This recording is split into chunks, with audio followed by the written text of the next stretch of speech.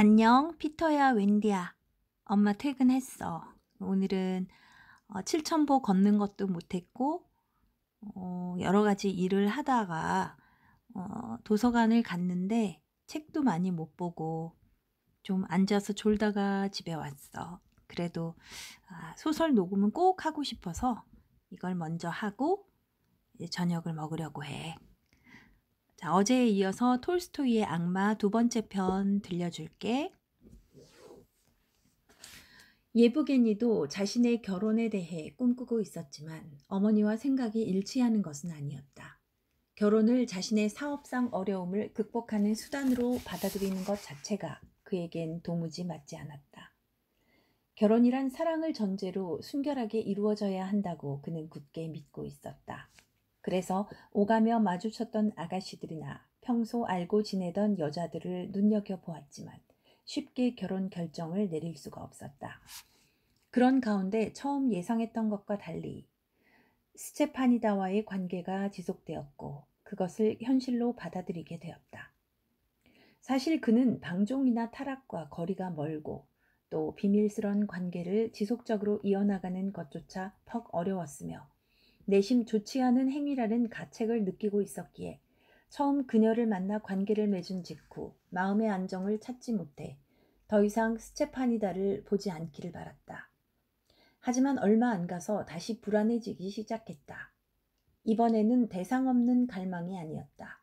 그의 머릿속에는 반짝이는 검은 눈동자와 가슴 깊은 곳에서 울려나오는 듯한 목소리, 어디선가 풍겨 오던 신선하고 강한 향기와 걷어올린 앞치마 위로 봉긋 솟아있던 풍만한 젖가슴, 단풍나무와 호두나무가 우거진 밝고 환한 햇살이 가득했던 숲속에서 벌어졌던 장면이 눈에 아른거렸다. 예브게니는 부끄러웠지만 다시 다니라를 찾아갔다. 만남은 지난번처럼 점심때 숲속으로 정해졌다.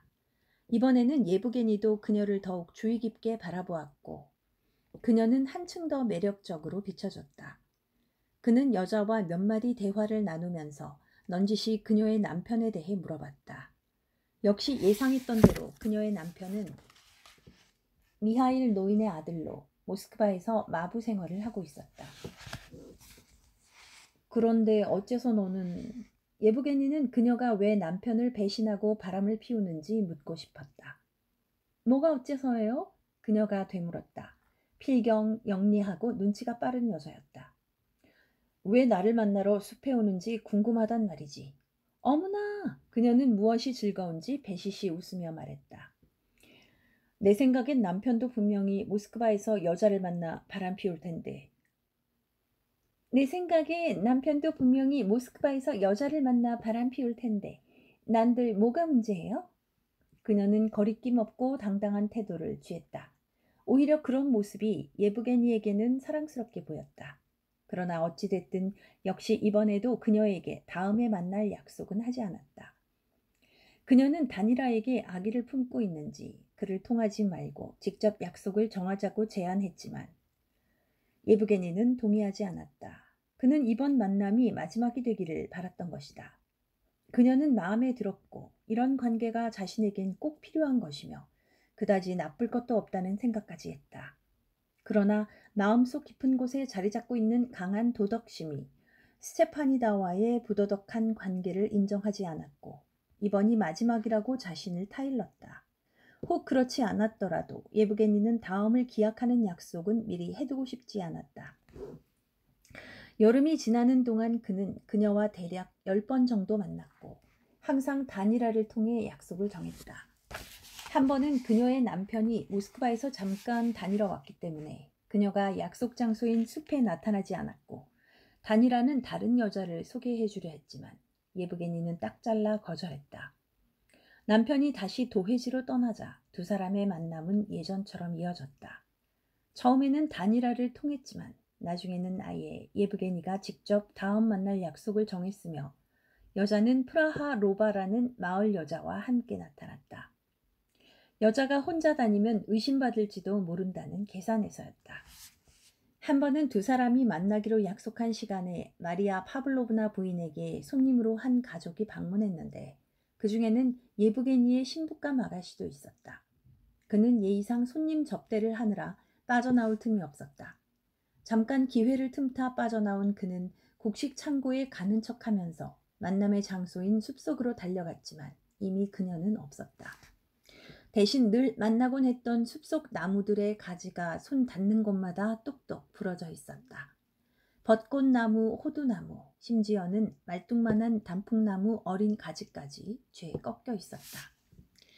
기다리다 지친 스테판이다가 치밀어 오른 화를 가라앉히지 못하자 예부게니에게 기억될 만한 것들을 남겨놓고 간 것이었다. 그는 내내 서성거리다가 다니라에게 들러 그녀에게 내일 만나자고 전해달라고 이른 후 돌아왔다. 다음 날 그녀는 여느 때처럼 나왔고 그들은 다시 만났다. 이렇게 여름이 지나갔다. 그들은 항상 숲속의 같은 장소에서 만났고 딱 한 번 이미 가을이 코앞에 닥쳤을 때 여자의 집 뒤뜰에 있는 창고에서 관계를 가졌다. 예브게니는 이런 관계가 자신의 삶에 어떤 중요한 의미를 갖는다고는 생각지 않았다. 그녀의 존재 역시 마찬가지였다. 만남의 대가로 돈을 주는 것 이상 아무것도 없었다. 그는 마을 사람들 대부분이 그들의 관계를 알고 있으며 심지어 그녀를 부러워하고 식구들조차 그녀가 집에 가져오는 돈 때문에 그녀의 비행을 눈 감아주고 말리지 않고 있다는 사실을 몰랐을 뿐 아니라 상상조차 못했다. 돈의 위력과 가족들의 동의 아래 도덕심이 완전히 무너지고 있었다. 그러나 그녀는 만일 마을 사람들이 자신을 부러워한다면 그것만으로도 자신의 행동이 정당하다고 여기는 듯했다. 그저 건강을 위해 필요할 뿐이야.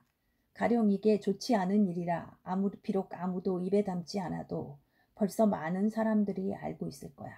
그래, 스테파니다와 함께 왔던 마을 여자도 알고 있잖아. 하긴 설령 알아서 다른 사람들에게 퍼뜨리고 수군댄들 어쩔 것인가. 부끄럽고 창피하지만 어쩌겠어. 어쨌든 오래가지 않을 건데 뭐. 예부게니는 생각했다. 하지만 중요한 것은 그녀의 남편에게 생각이 미치면 괴롭다는 점이다. 처음에는 무엇 때문인지 모르지만 그녀의 남편이 별 볼일 없게 여겨졌고 아내에게 만족을 주지 못하는 남편이라고 치부함으로써 자신의 행동을 정당한 쪽으로 밀어붙였다. 그러나 우연한 기회에 그녀의 남편을 보고 나서 생각이 바뀌었다. 남편은 매우 젊고 세련된 옷차림으로 자신과 비교했을 때 뒤떨어지지 않을 뿐더러 어쩌면 그보다 나을성 싶었다. 그녀의 남편을 처음 보고 난 후 그녀를 만났을 때 남편을 봤는데 잘생기고 세련됐더라고 전했다.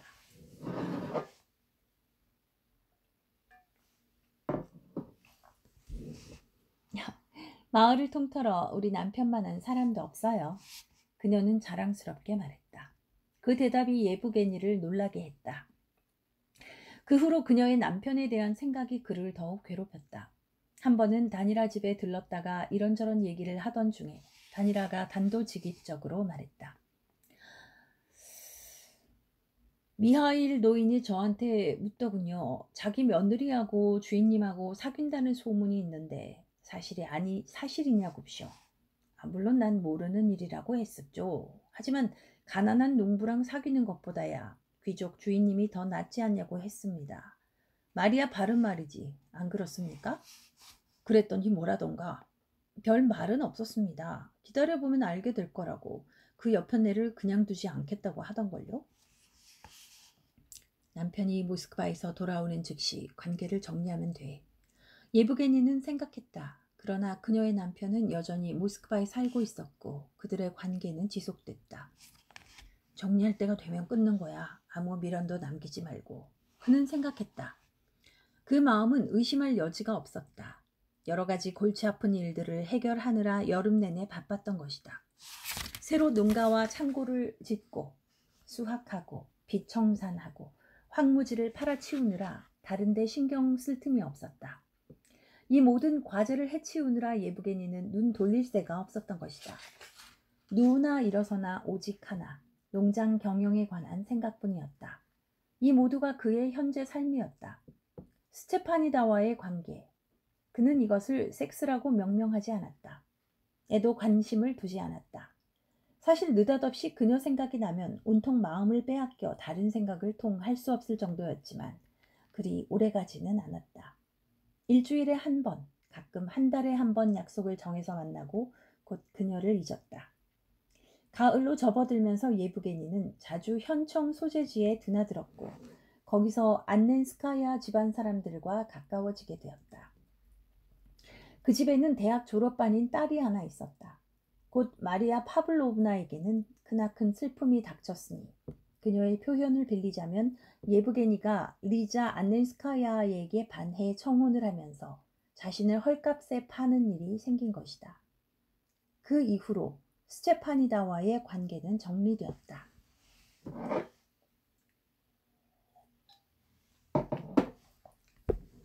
예브게니가 왜 리자 안넨스카야를 선택하게 되었는지는 굳이 설명할 필요가 없다. 그것은 왜 다른 여자가 아니고 이 여자를 선택했는지,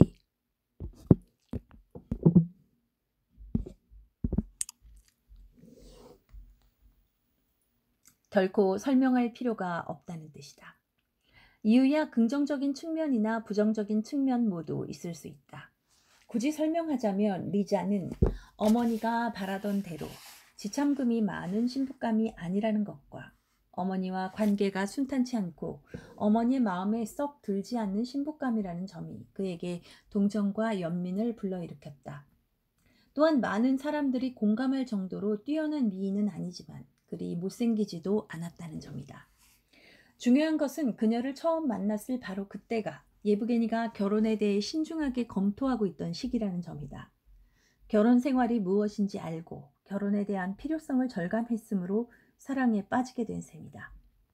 리자 안넨스카야는 처음에는 그냥 예브게니의 마음에 든 정도였지만 아내로 맞아들일 결심을 하자 그녀에 대한 사랑의 감정이 훨씬 더 깊어지는 것을 느꼈으며 비로소 자신이 사랑에 빠졌다는 것을 인정했다. 리자는 키가 크고 몸매가 가늘고 호리호리하면서 늘씬했다. 그녀의 외모는 대체로 모든 것이 긴 편이었다. 얼굴과 코도 길었는데 특히 코는 앞으로 뻗지 않고 얼굴에 세로로 길게 뻗어 있었으며 손가락은 물론이고 발도 길었다. 얼굴과 피부색은 매우 부드럽고 밝았으며 엷은 분홍색으로 빛나고 부드러운 뺨과 긴 머리칼은 옅은 밤색으로 부드러우면서 곱슬곱슬했다. 게다가 그녀의 아름답게 빛나는 온화한 눈동자는 신뢰감을 주었다. 바로 그 눈이 예브게니를 사로잡았다. 리자를 떠올릴 때면 맑고 따뜻하게 빛나면서 신뢰감을 주는 눈동자가 눈에 선했다. 리자의 내면이나 정신적인 깊이에 대해서는 아는 것이 전혀 없다 보니 오직 그녀의 두 눈을 통해 볼 뿐이었다.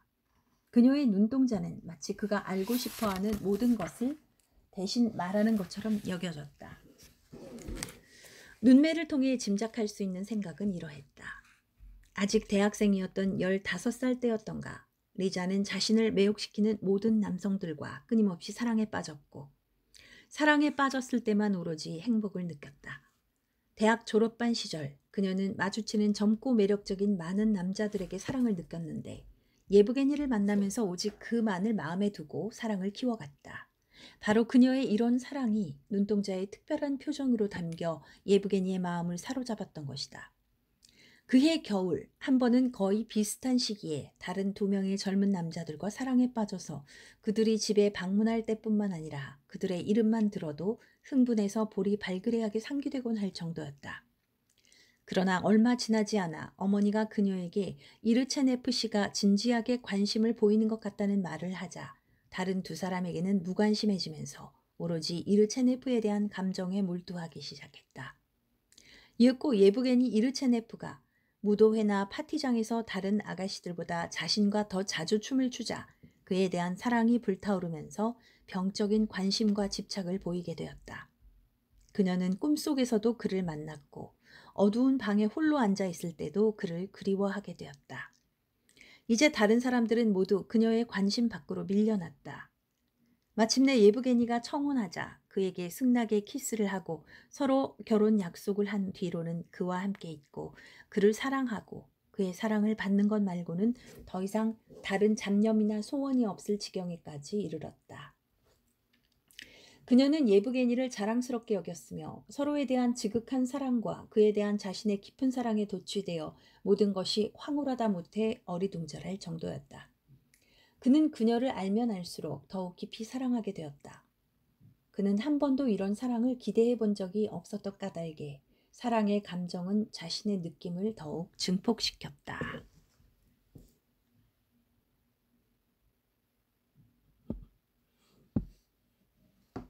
피터야, 웬디야, 오늘 꽤 오래 읽었다. 중간에 화면이 한번 꺼졌다가 엄마가 다시 살렸는데 이해해 주길 바래. 소설은 여기까지로 읽을게. 엄마 오늘 운동을 못해서 그런지 좀 호흡이 거칠고 목소리가 좀 껄끄러운데 그래도 성경 녹음도 마저 할게. 오늘 녹음을 꼭 2건을 할 거라고 결심하면서 집에 돌아왔어. 그래.